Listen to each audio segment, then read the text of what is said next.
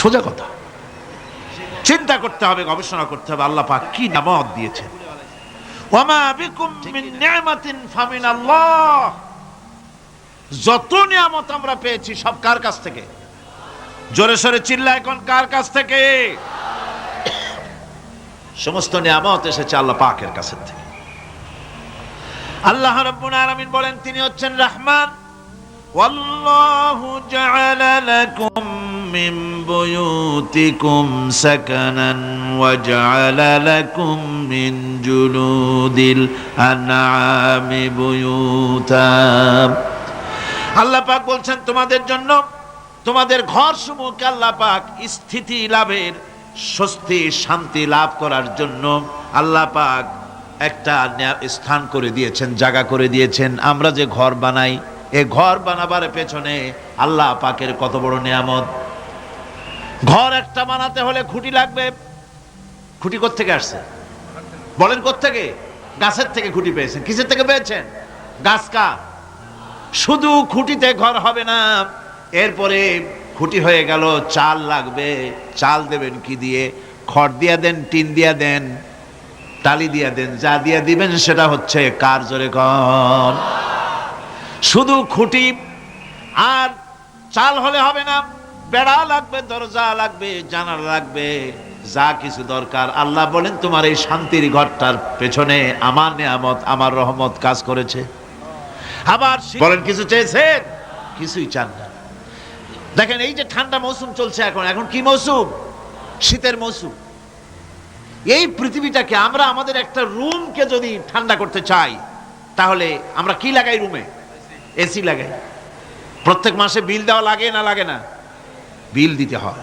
একটা room AC দিয়ে ঠান্ডা করতে প্রত্যেক মাসে 500, 1000, 2000, 2500 রুম হিসাবে এর ভাড়া দেওয়া লাগে, এর চার্জ দিতে হয়। এত বড় বিশ্বটা আল্লাহ পাক ঠান্ডা করে ফেলেছেন। কত বড় এসি প্লান্ট আল্লাহ পাকের, সুবহানাল্লাহ। কত বড় এসি আল্লাহ ছেড়ে দিয়েছেন। এখন ঠান্ডায় মানুষ, এখানে তো মানুষে গরম লাগে, সেই গরমে আপনারা আরাম পাচ্ছেন, যে গায়ের জামা টামা খুলে ফেলাইছেন, ঠিক কিনা? মানুষের গরমও একটা গরম। তাহলে আল্লাহ রাব্বুল আলামিন এই যে ঠান্ডাটা দিলেন, মজার মৌসুম দিলেন, এই ঠান্ডার জন্য আমাদের কাছে কোনো বিল পাঠান নাই ফেরেশতার মাধ্যমে। শীতকালকে পরে ফেরেশতারা কি বিল নিয়ে আসছে নাকি, যে শীতের মৌসুমে যে ঠান্ডা উপভোগ করেছো এটার জন্য বিল দিতে হবে? এবার দেখেন সূর্যের তাপ। সারা পৃথিবীতে যত উত্তাপ আছে, ভালো করে বোঝেন, সারা পৃথিবীতে পেট্রোল জ্বালায় আগুন তৈরি করে, ডিজেল জ্বালায় আগুন তৈরি করেন, কাঠ জ্বালায় আগুন তৈরি করে। পৃথিবীর মানুষের হাতে আগুন জ্বালাবার, উত্তাপ সৃষ্টি করার যত রকমের টেকনোলজি আছে, সব যদি একত্রিত করা হয়, সূর্য প্রতি সেকেন্ডে যে তাপ বিকিরণ করে পৃথিবীর জন্য, সারা পৃথিবীর সমস্ত মানুষ এক জায়গায় হইয়া কিয়ামত পর্যন্ত প্রচেষ্টা করিও ওই 1 সেকেন্ডের তাপ তৈরি করতে পারবে? পারবে না। শুধু আল্লাহ রাব্বুল আলামিন তিনি বিরাট নিয়ামত রেখেছেন সব জিনিসের মধ্যে। এই নিয়ামতগুলি বুঝতে হবে, এগুলি বুঝতে হবে। এই জন্য আল্লাহ রাব্বুল আলামিনের নবী বলেছেন, আল্লাহর সৃষ্টি জগতের উপরে, তার সৃষ্টি নৈপুণ্যতার উপরে কেউ যদি গবেষণা করে, চিন্তা করে 1 ঘন্টা, আল্লাহ পাক তার আমলনামায় 60 বছরের নফল ইবাদতের সওয়াব লিখে দিবেন।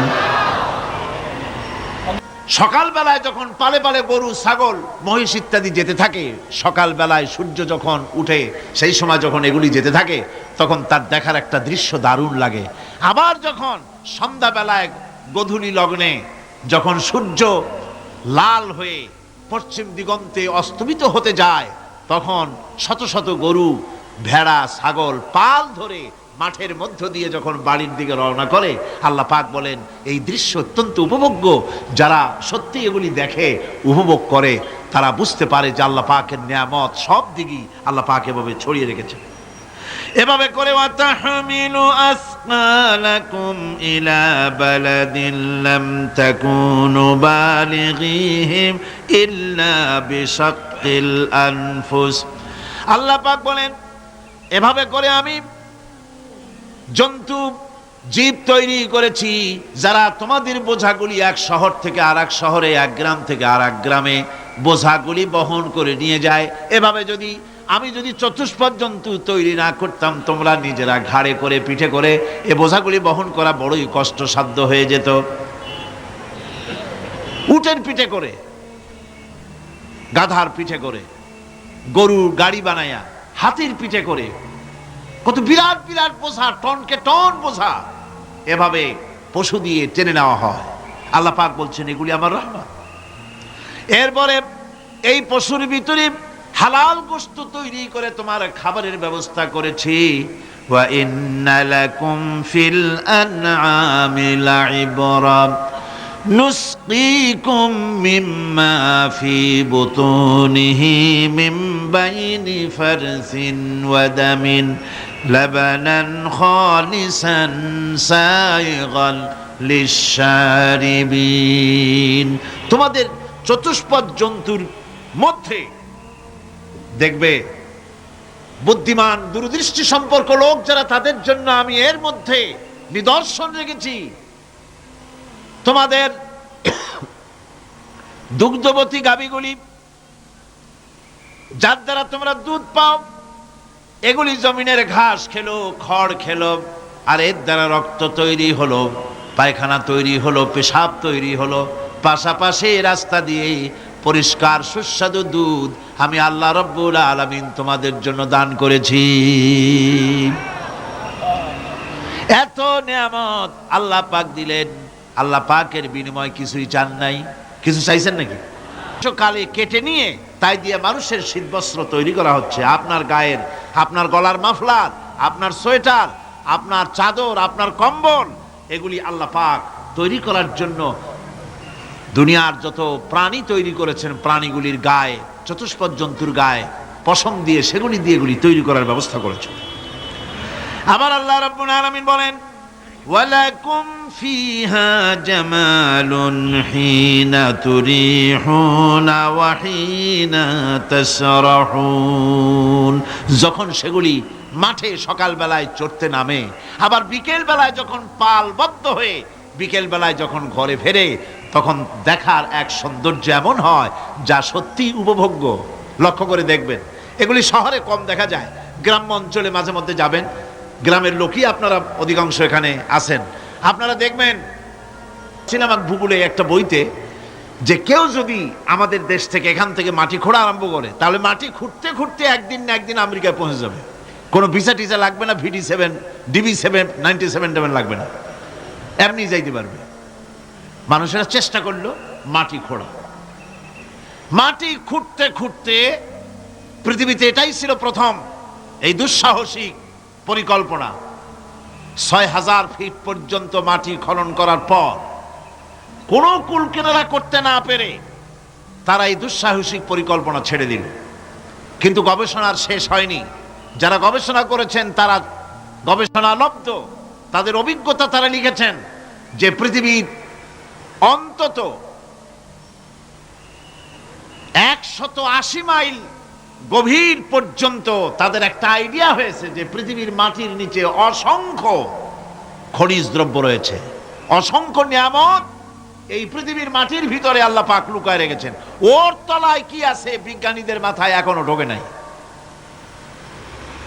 এই পৃথিবীর উপরে যা আছে ভেতরের থেকে আল্লাহ পাক বেশি রেখেছেন। এরপরে সমুদ্র, সমুদ্রের ভয়াল দৃশ্য দেখলে পরে মানুষের কলিজা ভীত, প্রকম্পিত, সন্ত্রস্ত হয়ে যায়। কথা ঠিক কিনা? যত বড় বাহাদুর হোক, সমুদ্রের ঢেউর মধ্যে যদি পড়ে, বাহাদুরি আর থাকে না। ঠিক কিনা কন? যতই বড় কাল্লা নাই, কিন্তু সমুদ্রে গেলে আর অসুবিধা হয় না।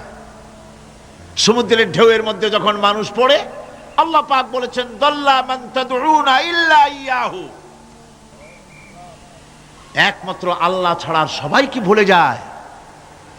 আমি দেখেছি সমুদ্রের দরিয়ার ভিতরে ঢেউ যখন শুরু হয়, অমুসলিমরা পর্যন্ত তাদের ভাষায় স্রষ্টাকে যা বলে সে নাম ভুলে গিয়ে সকলের মুখ থেকে বেরোয় আল্লাহ আল্লাহ আল্লাহ, আল্লাহ বাঁচাও। সমুদ্রের সমুদ্র বিরাট রহস্য, একটি বিরাট রহস্য। বারমুদা ট্রায়াঙ্গলের কথা আপনারা শুনেছেন।